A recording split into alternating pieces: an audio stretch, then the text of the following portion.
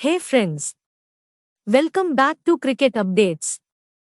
వెస్టిండీస్తో జరుగుతున్న రెండో టెస్ట్ మ్యాచ్లో భారత్ పట్టు బిగించింది.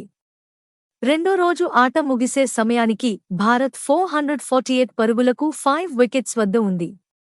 జడేజా 104 పరుగుల నాటౌట్, వాషింగ్టన్ సుందర్ 9 పరుగుల నాటౌట్తో క్రీజ్లో నిలిచారు.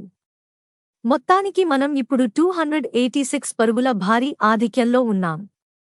వెస్టిండీస్ తొలి ఇన్నింగ్స్లో కేవలం 162 పరుగులకే ఆలౌట్ అయింది.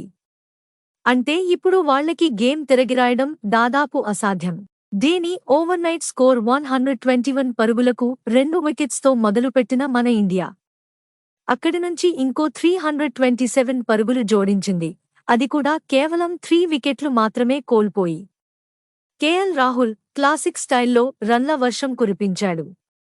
లంచ్కి ముందు శతకం పూర్తి చేశాడు. ఇది అతని టెస్టుల్లో 11వ సెంచరీ.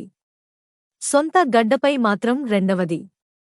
9 ఏళ్ల తర్వాత ఇండియాలో రాహుల్ సెంచరీ ఫ్యాన్స్కి ఫుల్ ట్రీట్. శుభ్మన్ గిల్ మొదట బాగానే ఆడాడు కానీ తక్కువ సమయంలో అవుట్ అయ్యాడు. అయినా తన 50 రన్స్తో కెప్టెన్గా మంచి స్టార్ట్ ఇచ్చాడు. తర్వాత ఎంట్రీ ఇచ్చింది మన వికెట్ కీపర్ ధ్రువ్ జురెల్. అతను జడేజాతో కలిసి సూపర్ జంటగా ఆడి 125 పరుగుల సెంచరీతో సత్తా చాటాడు. ఇది అతని మొదటి టెస్ట్ సెంచరీ, అది కూడా వెస్టిండీస్ మీద, అది ఇండియన్ కండీషన్స్లో. వేరే లెవెల్ పర్ఫార్మెన్స్. జడేజా తనదైన దూకుడుతో ఆడి 6వ టెస్ట్ సెంచరీని నమోదు చేశాడు. అతను, జురెల్ ఇద్దరు కలిసి 206 పరుగుల భాగస్వామ్యంతో కట్టేశారు. జురెల్ అవుట్ అయిన తర్వాత కూడా జడేజా కూల్గా నిలబడి సుందర్తో కలిసి డే 2ను సేఫ్గా ముగించాడు.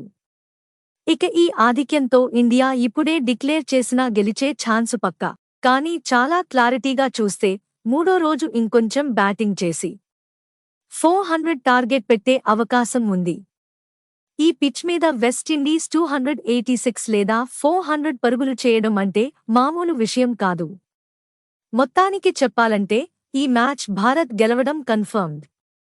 ఇది డే 2 పూర్తి రివ్యూ ఫ్రెండ్స్. మన రాహుల్, జురెల్, జడేజా ముగ్గురూ సెంచరీలతో స్టేడియం కదిలించారు. మీకు ఈ వీడియో నచ్చితే లైక్ కొట్టండి, షేర్ చేయండి, కామెంట్స్లో రాయండి